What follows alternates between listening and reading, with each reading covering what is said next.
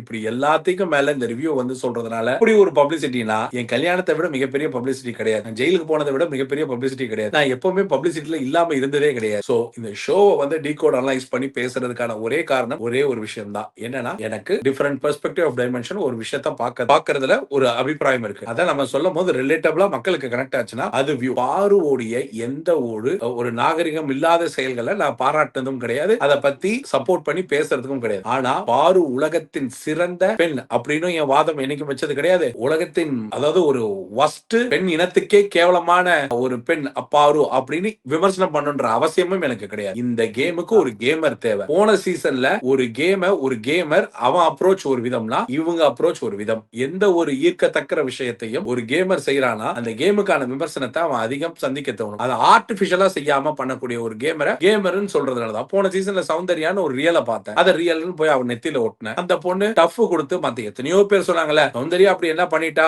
அப்படின்றது பினாலே வரதுக்கு சௌந்தர்யா என்ன பண்ணான்றது அந்த ரியலுக்கு தான் அங்க வந்தா. அந்த விமர்சனம் தாண்டினதுனால தானே அங்க வந்தாங்க. எத்தனையோ பேர் பிஆர் வச்சுட்டாங்க, அதை பண்ணிட்டாங்க, இதை பண்ணிட்டாங்க. இது சௌந்தர்யா ஃபேஸ் பண்ணலையா? ஒரு பொண்ணு ஜெயிக்கணும்னா இங்க பல தரப்பட்ட விஷயங்களை தாண்ட வேண்டியது ஜாஸ்தி. அதுவும் இந்த மாதிரி ஷோல எல்லாம் ஜெயிக்கலாம் விட்டுற மாட்டானுங்க. இந்த ஷோக்கு உள்ள வேற போய் பார்த்துட்டு வந்தேன். நீங்க பார்த்த நல்ல புதுமை பெண், அந்த பெண் இந்த பெண்லாம் ஒரு விஸ்கியை எப்படி அடிக்கின்றதையும் பார்த்திருக்கேன். அதுக்கு மேல தம்ம எடுத்தா எப்படி ஊதுன்றதையும் நேர்ல போய் பார்த்திருக்கேன். யாரும் பேர் சொல்லியோ அவங்க அசிங்கப்படுத்துறதோ எங்களுக்கு நோக்கமும் கிடையாது, எங்களுக்கு அவசியமும் கிடையாது.